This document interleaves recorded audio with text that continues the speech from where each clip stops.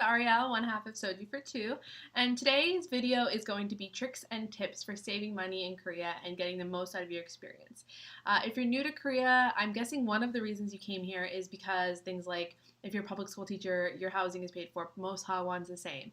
That a lot of things are cheaper, like you don't have tax and you don't have to tip and things like that. So there, you can definitely have the possibility of saving a lot of money, and some of the tricks I have will help you do that.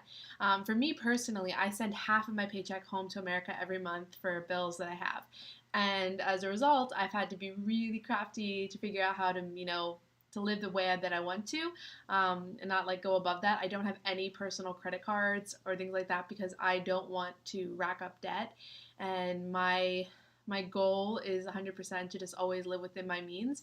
And if you want to do the same thing, there are ways to, still have fun, go to cafes with your friends, go to cute places, travel, but not spend a lot of money. So here are just a few things that I recommend. So first, and if you come to Korea and you're like, oh, I really want to go see places, a lot of people fall into the trap of getting on these tours. And now some of them are totally valid and I think are really good ways to explore the city. When I first got here, like every weekend I went on a tour. But I think I probably spent like $100 on the tour itself, not including food and like other things I wanted to do, like every weekend. And that's crazy now that I think about it because I was spending so much more money than I needed to.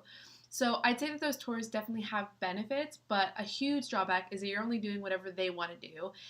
You usually have to wait for people, and like this always drives me mental, like waiting for people that are late because I'm like I hate lateness, and you usually have to just like I feel like it's not exactly what I want to do. Like if I want to go explore, I want to get photos, then I want to do that. And I don't want to spend crazy money to do what someone else's idea of fun is.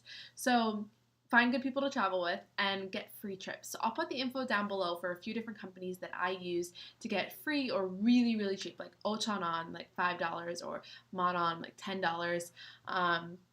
Those kind of trips are amazing. Like those buses go to like Jeonju or Gangwon-do, different cities in Gangwon-do, and they go all over Korea, and they have so many different opportunities and places to see. And usually they're day trips, which I think are ideal because you wake up early, and you have to wake up early. This is like the big thing, and then you can have the whole day to explore, and then you get home by the night, and you're not spending money on like staying in a city unless you want to, and then you obviously can do that. I just think it's a great way to see lots of places. Do it on a Saturday. Sunday you have free to go to brunch or do whatever you want to do. And then you still get to see great places. So when you're like following my Instagram, which you should, Soju for two, and you see me all these different places, that's how I did it. I'm not spending crazy amounts of money. And if you take like KTX or buses, like you can spend a lot of money doing that. And if you get these free trips, which are there for foreigners because they want foreigners to see Korea and go to rural places and not to spend their like entire time in Hongdae, even though we do spend a lot of time in Hongdae. It's sort of getting out and exploring as much as possible is definitely ideal. The next one is local market. So this seems kind of strange, but it's when you first get here, I think a lot of people are like, oh, I have to go to a grocery store like a grocery store in America or wherever you're coming from, and maybe you're not as adventurous as you should be. Maybe you're worried like, oh, maybe I shouldn't go down that alley, it might be sketchy.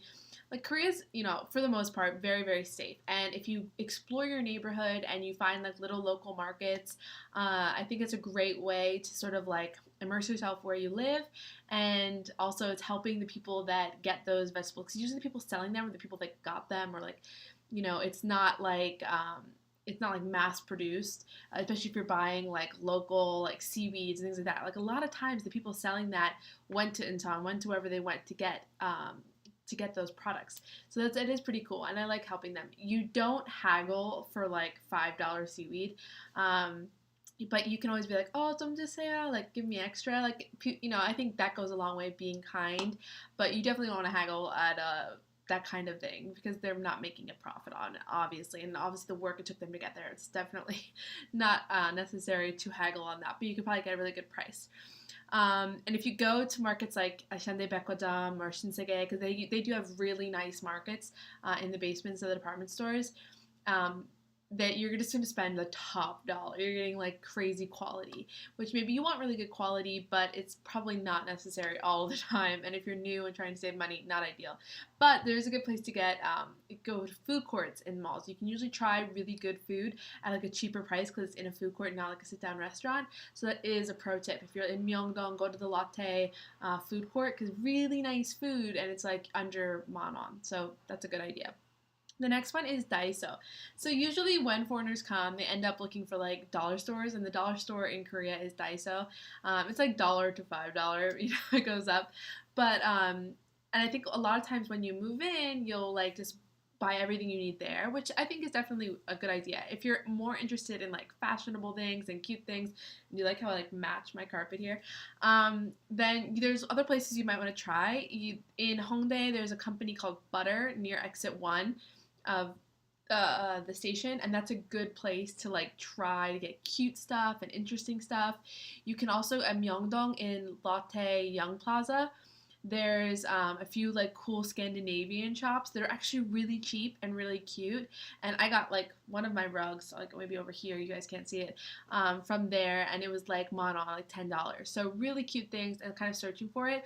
Also, if you have an NC department store, Nucor department store in your neighborhood, they usually have much cheaper prices than other department stores, and they have really good sales. Check that out. But Daiso is obviously good if you just need like bowls and like silverware to survive.